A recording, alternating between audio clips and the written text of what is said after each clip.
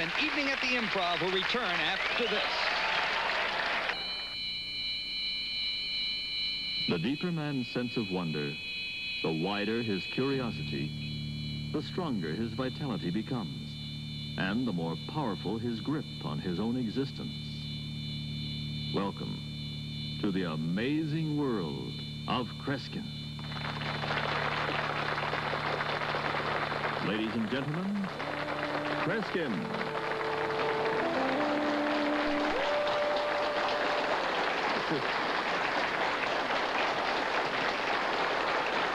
Thank you, folks. Oh, I much appreciate it. Much appreciate it. You know, folks, although you have seen me, especially here in the British Isles, as mainly a mentalist and a thought reader, those who've watched me through the past couple of years in Canada and Australia and in the States realize I have another love. I love cards. And while this really has nothing directly to do with the mind, it is a form of discipline, and I consider it pure sleight of hand. Now, to save time, because we have a really jammed program today, I asked Bill Luxon if he'd pick a couple of people. And you have them here, Bill? Thank you. You are, ma'am? Jean, come over to my left, and you can stay here. What's your name, sir? Mr. Turner, sir. What is it? Mr. Turner. Mr. Turner? Stand over here, sir. Nice to have you here. What kind of work? Are you working, or are you a homemaker? Part-time barmaid. Part-time? Yes. And doing what? Barmaid. Barmaid? Oh, my God. She should be in the audience the next time I do a nightclub show. And what kind of work are you in? I work for local council. Local council? Well, I need you in case I get into trouble. This is an effect in which, folks, I use... actually, I was going to use 2 pieces of glass, but they glare a great deal on the camera. And I have sandwiched between these plastics 2 white cards. Now, obviously, folks, they're not playing cards because you can see both sides of them are absolutely blank. In fact, you just hold it like that for a moment in your hands. Now, this is a sheet of paper. I'm going to ask you, sir, to open that up, please, if you will.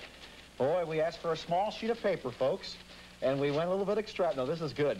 This is it. Just open it, and I feel like we're going to produce a rabbit momentarily. But I think it's good because when we wrap this up, there are no cards in there, are there, sir? There's nothing in there. If we can, please, just help me by taking that and wrapping it in there like that, if you will. Take the elastic band if you want, please, sir. So you let go of it for a moment, if you will. And maybe, I don't think we're going to be able to do this exactly as I wanted. No, I must tell you folks something. The paper has a crease in it, and the plastic does not have enough of a give. If we try it again, now hold that aside like that. Just hold the paper and place this right over, please. Right over like that. All right, great. Now wrap it up, please, if you will. Straighten it out and wrap it up once more. Good. I'm doing this deliberately. That's about it there, because I did not want to have any openings along the side. And the way we started to do it, there were a sufficient number of creases that you could envision some kind of opening. That's about the messiest job I've done in a long, long time in wrapping anything. Maybe you could just kind of squeeze that. Your hands are sweating too? The package is dripping. Now, if we can take the deck of cards, we won't put the elastics around just yet. This is a brand new deck, which means that I'm going to have to use my thumb and check our time. I think I've gone just a little bit over. All right. We'll take the jokers out, joker on the top and the bottom, and I think the best thing we can do is to save time, shuffle the deck in a traditional way like that. Sometimes with a tablecloth, I have a little bit greater ease in picking up cards, but I think it's quite obvious that the cards are shuffled. Let me give it one more straight shuffle. Now, ma'am, what I'm going to do is to riffle through the deck and have you call stop. You're going to indeed stop me at any card, but well, I'll do it by kind of riffling through on camera rather than springing the cards. Just call stop as I do this. All right, take the card out at which you stop me. Don't let me see it, please, and just leave it as it is. You can set the package down since, sir, it's ticking. And if you will, I'll do the same thing with you. I've got to save time. I'll riffle the cards behind my back. Would you stand behind me, please? Now, as I riffle, just call stop, sir. Stop. All right, right there. Take the card out. Take it out, please. And as a matter of fact, take one more card out and place it in your pocket, this card, please. The second one, put it in your pocket. You have the first card in your hand, sir. Am I correct? Yes. Good. And you have your card. I'll turn my back from you folks. I want you to show your cards if you'll come closer to our center camera. Now, let me turn my back. Would you show your cards to the camera, please? Our audience as well can see them. Now, once you folks have shown the cards, turn the cards again towards you and hold them against your chest, please, so I can see them. All ready? It's very important. Now, watch, folks, because if anyone feels that this is not a closed-off package, except for the ends, I really don't know what else we can do. We'll set these aside in the usual setting, which I think is about the best place to put them. Place your card face down on top of the deck. Excellent. Place your card face down on top. And let us cut the cards so that indeed they are not on the top of the deck. They shouldn't be on top. You'll have to tell me, I haven't seen them. We'll give it an interlace shuffle, which is the only shuffle allowed in most casinos. I have not as yet been to your casinos here in Newcastle. Now, if you will, sir, take the elastic band and place it around the narrow part of the package. You may have to help him because I didn't realize that much paper would take that much room. But just do it completely around, if you will. Don't block our camera. Face our camera, please, if you will. And while this is being done, I'm going to ask you to place this marking pencil with the point, the tip off, under the bottom of the package, under the elastic. Would you do me that favor? Right through there. All right. Leave it as it is. Now, we're going to mark the table. Would you do me a favor, folks, and close off both ends? The table may be marked, but I don't think it will make any difference. Watch this, folks. Watch. You're going to have to, folks, tell me the names of your cards. What are they, please? Yours was what? Just the first card you picked. What is the name of it? You didn't look at it. Would someone tell us the name? And what was the name of the first card you selected? You didn't look at yours? What's the card that he showed? Ten of spades. Watch. Did you look at the card in your pocket? You don't know it. So you'll have to check it. Face our camera and memorize it. Don't show it to our camera. Just memorize, check the card. You have it memorized, sir? Yes. Place it back in your pocket. Now, the two cards they placed, watch. If you folks will notice, not only have I spread cards out, but two blank cards have appeared, which were obviously not there earlier. They are blank on both sides. Your cards are what? Yours was what, sir? The first card you selected and showed to the camera was what, folks? Nine of spades. We see the nine of spades. Stop it. Yours was what, ma'am? Queen of diamonds. Queen of diamonds. Show us the nine of spades. Show us the queen of diamonds. I can't turn them over too easily because I don't have traction on the table.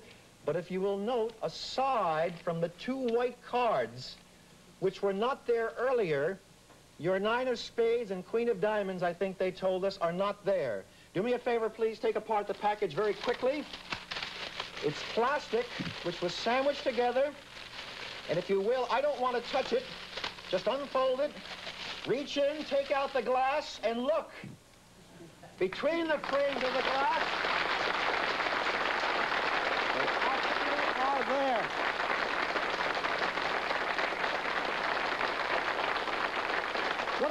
What about, sir, the card in your pocket, which you did not show our audience? What is that card? The card in your pocket. You wish to know? Oh, yes, you've got to tell me. What do you think I'm, a mind reader? What was that card in your pocket, sir? Four of clubs. Four of what? Clubs. Would you take it out and show it? Sure. You show it to our audience. You took it behind our back. Look. Under glass. Written across the cards. Four.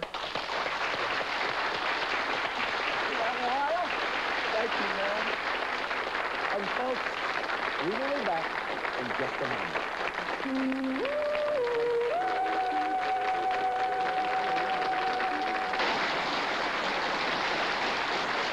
Folks, well, from Bach to Beethoven and Franz Liszt to Frédéric Chopin, my guest has kept the great composers alive in a remarkable manner. It's been quite controversial.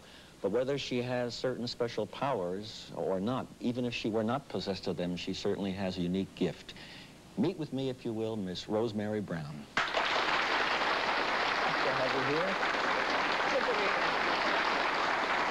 I remember, Rosemary, I read your book first of all when I saw you on the Johnny Carson show about a year or so ago. It's called Unfinished Symphony. And would you tell us a little bit about when you first discovered your abilities or this apparently unique power? I think I was born with this kind of ability. And I think probably a lot of people are, but it is just dormant within us. Mm-hmm. It became apparent when I was a child because I would see and hear people that were supposed to be dead.